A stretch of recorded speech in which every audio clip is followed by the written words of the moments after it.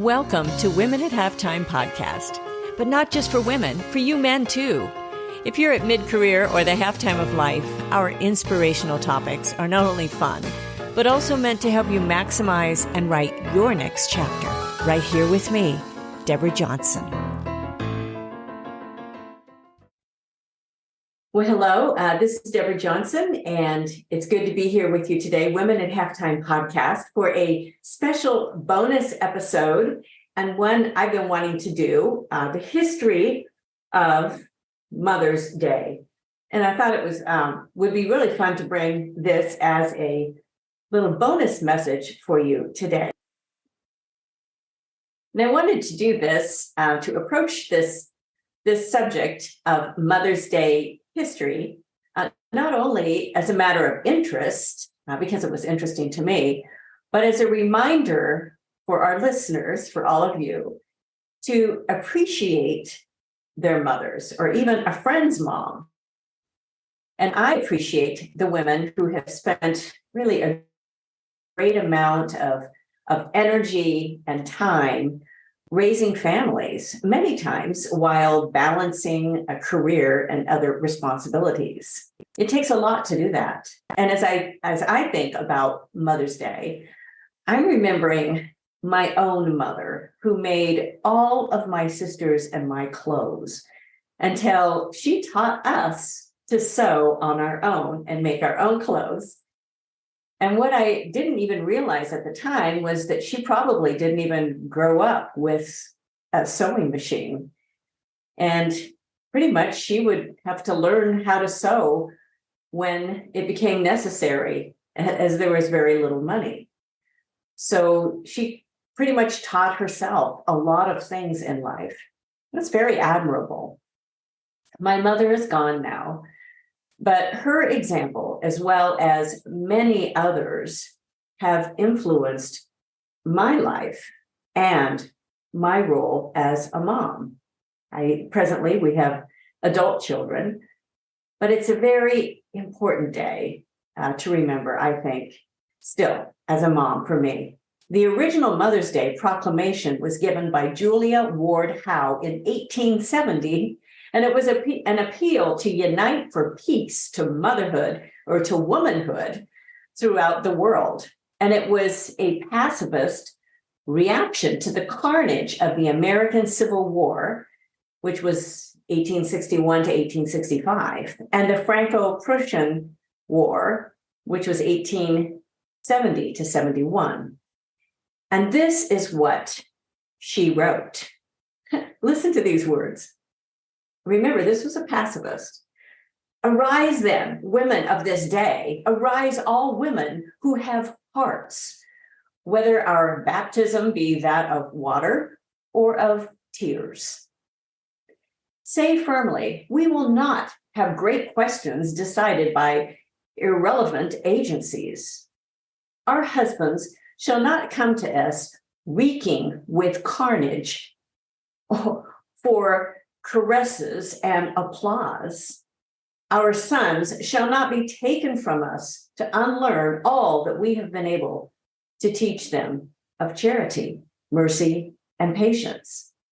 We, women of one country, will be too tender of those of another country to allow our sons to be trained to injure theirs. From the bosom of the devastated earth, a voice goes up with our own. She continues. It says, disarm, disarm. The sword of murder is not the balance of justice. Blood does not wipe out dishonor, nor violence vindicate possession. As men have often forsaken the plow and the anvil, at the summons of war, let women now leave all that may be left of home for a great and earnest day of counsel. She continues, let them meet first as women to bewail and commemorate the dead. Let them then solemnly take counsel with each other as to the means whereby the great human family can live in peace, each bearing after his own kind the sacred impress, not of Caesar, but of God.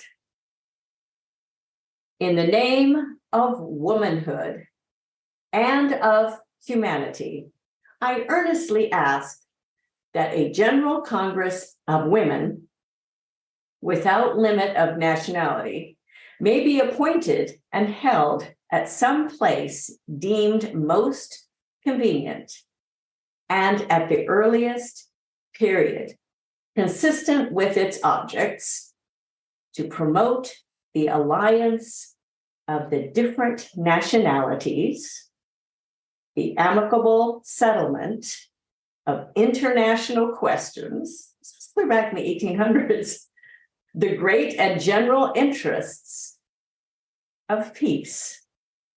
This was from Julia Ward Howe in 1870. Well, in 1872, Julia, she asked for the celebration of a Mother's Day for Peace on June 2nd of every year. But she was unsuccessful. Then the modern Mother's Day was first celebrated in the United States in 1908 by Anna Jarvis, who wanted to honor her mother, whom she lost in 1905. And she worked tirelessly to promote the holiday.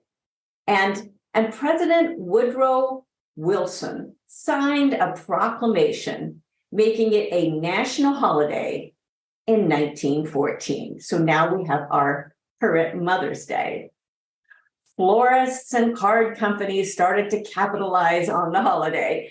And what is ironic is that by 1920, Jarvis had become so disgusted with the commercialization of the holiday that she denounced it. And she urged people to stop buying all of these flowers, cards, and candies. And she lobbied against Mother's Day until her death in 1948. In fact, she spent a lot of her resources at that point lobbying against the holiday that she had first promoted. And it's kind of ironic. Well, today the holiday is celebrated in many countries. I'm going to talk about some of them around the world. And the United States celebrates on the second Sunday in May, with cards, gifts, and special meals. Well, in the United Kingdom, it's celebrated on the fourth Sunday in Lent. So that is usually in March. And it's also known as Mothering Sunday. And it's celebrated much the same way as we do, with cards, gifts, and special meals. And I do want to encourage you to give something to someone that's special to you. It could be a simple little card. Mexico celebrates on May 10th, and families often celebrate with food, music, and dancing. In Japan, Mother's Day is celebrated on the second Sunday in May, just as in the United States. The tradition in Japan is to give red carnations to living mothers and white carnations for those mothers who have passed away. That's very sweet. Well, let's move on. Ethiopia celebrates on the second Sunday in May, but it's not as widely recognized. Their main celebration is called Antrosht, which celebrates motherhood and the coming of the rainy season. In Thailand, Mother's Day is celebrated August 12th, the birthday of Queen Sirikit. It is a public holiday celebrated with gifts and special meals. All around the world. India. Okay, what does India do? They have a 10-day festival. I think that's a little overdone here, but it's known as the Durga Puja. And it's considered both a religious ceremony and a time for family reunions. So that makes sense. And the last Sunday in May is celebrated in France as the Day of Mothers. The traditional gift is usually, currently, a flower-shaped cake in France. Well, my mother is no longer with me and with us, but she instilled really such great values with a truly generous and a kind spirit. And I miss her. She was a beautiful woman inside and out. If you still have your mother or a woman that you can celebrate here, here are some ideas to show your appreciation. I mean, my mother would get up every day early and pray for my sisters and I. She just really spent time feeding into our lives, even behind the scenes. So number one, spend time with her. Time is one of our most valuable resources, and ask her what she'd love to do. One of our sons took me to lunch when he was living at home, and it was just he and I. And another one just took me shopping, and I didn't even need to buy anything. In fact, I probably bought something for myself, but it was fun, just that time together. And with sons, you don't always get that one-on-one time.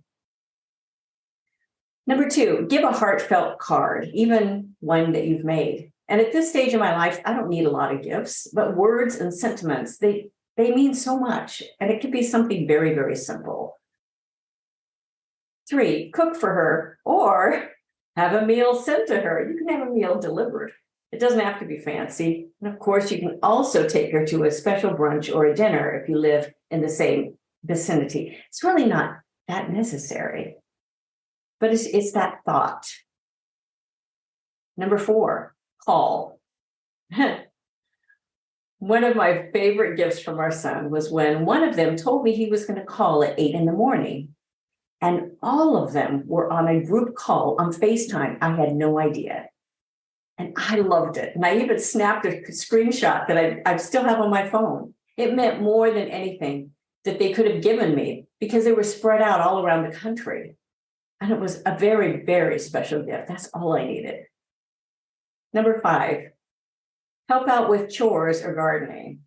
And if no longer in the same household, you can provide a house cleaner for a day. That's a great idea. Another good idea is not to just give a plant, but actually plant it. My husband planted flowers right outside my office one year, and I enjoyed them for months throughout the summer. That was a great gift. He even watered them. Number six, a gift is nice, but it's really not necessary. I actually bought my own gift during several years, and it made the day memorable for me. It was fun. One purchase was a Sawzall. That's one of those electronic like garden tools. I've often used it trimming in our yard. I can trim off tree branches. Well, you may want to contribute or at least ask about something that she'd love to buy for herself. It would be fun for her to talk about. Number seven, if there are grandkids, their crafts are very special for grandparents. You don't have to wait for Grandparent Day. And they communicate respect, not only for their mom, but for the family legacy of mothers. And for those who have young kids, hey, an afternoon off at a spa or just time alone is a huge gift for a mom. I'm sure you have plenty of ideas. And I just wanted to remind you of some of those. And hopefully some of these ideas have spurred your imagination. You may be thinking as this comes out, oh, is that this Sunday? And I encourage you to celebrate your mom or even your spouse or other special person in your life. A little appreciation goes a long, long way. And do it while you still have the chance. So have a very, very happy Mother's Day. And really tell someone that you appreciate their job of being a mother. It takes a lot to be a mom and make some of the decisions going forward and raising kids and maneuvering through inflationary times, through educational decisions. And there's a lot of decisions that you make as a mom, as a dad as well. But honor somebody that you really appreciate, especially your mom. And I know that she will appreciate it a lot, probably a lot more than you even realize. So happy Mother's Day. Bye-bye for now. And make sure you connect with us on social media, on our newsletter, goalsforyourlife.com/newsletter, Deborah Johnson speaker, DJ Works Music. Thank you for joining us. It is because of our wonderful listeners like you that we keep going strong week after week. We'd love it if you'd share and follow us to not miss a single show and even write a review. You can also find all of our articles, products, and links at womenathalftime.com.